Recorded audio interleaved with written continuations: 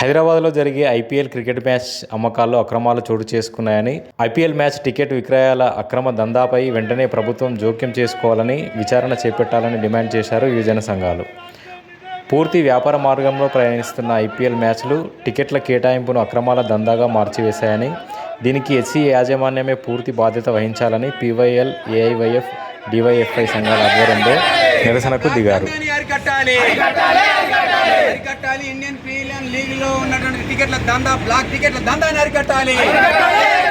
HCA బోర్డుపై విచారణ జరిపించాలి. టికెట్ల అమ్మకాలపై విచారణ జరిపించాలి. ప్రదీప్, పీవైఎల్ రాష్ట్ర అధ్యక్షుల్ని. ఐపీఎల్ అనేది కంపెనీల మధ్య పోటీగా వచ్చిన తర్వాత క్రీడలన్నిటి కూడా ఒక వ్యాపారమయంగా అయిపోయింది. వాటన్నిటిని కూడా ఆహ్లాదకరంగా, ఆనందంగా భావించాల్సినటువంటి ఆట ఒక వ్యసనంగా ఈనాడు చూసేటువంటి క్రీడాభిమానులుగా మారారు. అందులో భాగంగా ఈనాడు క్రికెట్ టికెట్ దొరికితే చాలు అని చెప్పేసి యువత భావిస్తున్న తరుణంలో దాన్ని ఆసరా చేసుకొని ఈ సన్ రైజర్స్ ఫ్రాంచైజీ సంబంధించిన వాళ్ళన్నింటిని కూడా క్రికెట్ని అర్ధగంటలలోనే 45 టికెట్లు అమ్మినని చెప్పి మొత్తం కూడా బయట అమ్ముకుంటున్న పరిస్థితి ఉంది. ఈనాడు బెంగళూరులో ఒక పేరెంట్ తమ కూతురికి కట్టాల్సిన 50,000 ఫీజుని కట్టుకోకుండా ఈనాడు టికెట్ కొనుక్కున్న పరిస్థితి ఉంది. ఇంట్లో దొంగతనం చేసి కూడా టికెట్లు కొనుక్కుంటున్న పరిస్థితి ఉంది. 750 రూపాయలు మినిమంగా ఉన్న టికెట్ ఈనాడు 10,000 రూపాయలకు అమ్ముతా ఉంటే ఏం చేస్తూ ఉంది హెచ్సీఏ బోర్డు అని చెప్పేసి మేము ప్రశ్నిస్తా ఉన్నాం. ఇష్టారాజ్యంగా టికెట్లు అమ్ముకుంటున్నారు. ఈనాడు యువత అంతా మత్తులో మునిగి ఈనాడు క్రీడాభిమానులుగా వాళ్ళు బానిసగా మారుతున్న తరుణంలో ఈనాడు రాష్ట్ర ప్రభుత్వం కూడా స్పందించే పరిస్థితి లేదు. ఓట్లు, సీట్లే కాకుండా ఈనాడు యువత మొత్తం కూడా క్రీడకు సంబంధించిన వాటిల్లో పడి మత్తులో మునుగుతున్న టైంలో క్రికెట్లు ఎట్లా పడితే అట్లా టికెట్లు అమ్ముకుంటుంటే ప్రభుత్వం ఎందుకు స్పందించట్లేదని మేము ప్రశ్నిస్తాను. అందులో బాగానే ఈరోజు ఆందోళన చేస్తాను. ఇకనైనా ప్రభుత్వం స్పందించాలి, వాటి మీద విచారణ జరిపించాలని పీవైఎల్గా, డివైఎఫ్ఐగా, ఏవైఎఫ్గా డిమాండ్ చేస్తాం. ధర్మేంద్ర, నేను ఆల్ ఇండియా యూత్ ఫెడరేషన్ రాష్ట్ర ప్రధాన కార్యదర్శి.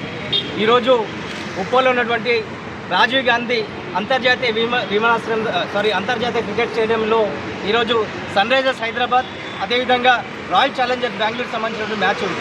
వాస్తవానికి ఈ ఐపీఎల్ టికెట్లను ఇప్పటికే 36,000 టికెట్లను బ్లాక్లో పూర్తిగా హెచ్సీఏ మేనేజ్మెంట్, అదేవిధంగా హెచ్సీఏ బోర్డు సంబంధించినటువంటి అధ్యక్షుడు జగన్మోహన్ రావు పూర్తిగా ఐపీఎల్ టికెట్లు బ్లాక్ దందాలు అమ్ముకున్నాడు.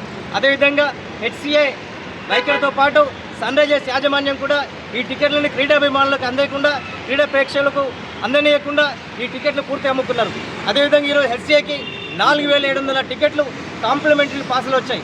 ఈ పాసుల యొక్క వివరాలను బహిర్గతం చేయాలని చెప్పి ఇప్పటికే ఏఐవైఎఫ్, డివైఎఫ్ఐ, పీవైఎల్ యువజన సంఘాలుగా అనేక దఫాలుగా ఈ పోరాటాన్ని ముందుకు తీసుకెళ్ళాం. కనీసం ఎక్కడ కూడా హెచ్సీఏ బోర్డు కానీ లేకపోతే సన్ రైజర్స్ యాజమాన్యం కానీ ఇప్పుడు స్పష్టం చేయలేదు.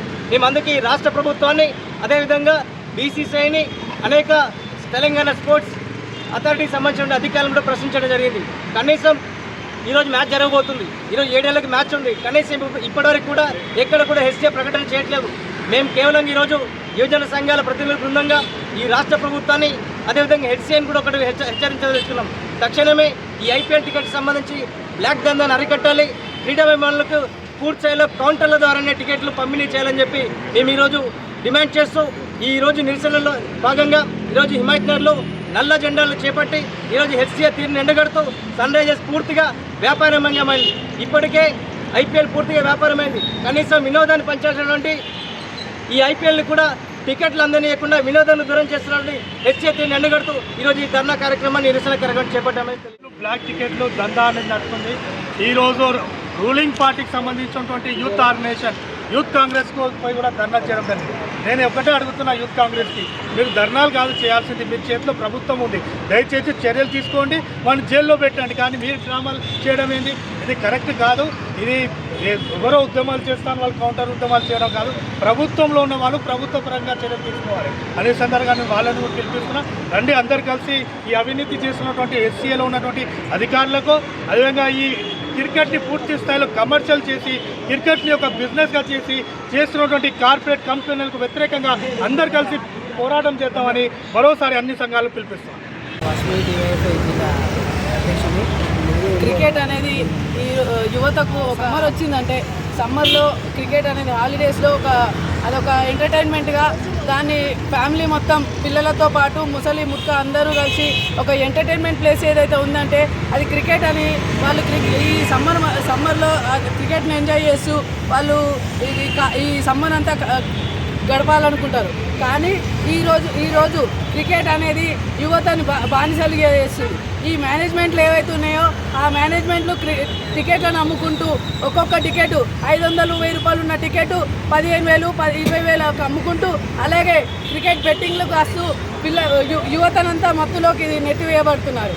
కాబట్టి మేము తక్షణమే ఈ హెచ్సిఏ బోర్డు అనేది వివాదాస్పదల్లో చాలా ఇంతకుముందే చాలా చూసాం మనం. కాబట్టి ఇది మళ్ళీ ఇంకొక వివాదాస్పదంగా మారి దీన్ని రచ్చ కాకుండా చూడాలంటే వెంటనే రాష్ట్ర ప్రభుత్వం స్పందించి దీనికి అడ్డుకట్ట వేయాల్సిందిగా కోరుతాం.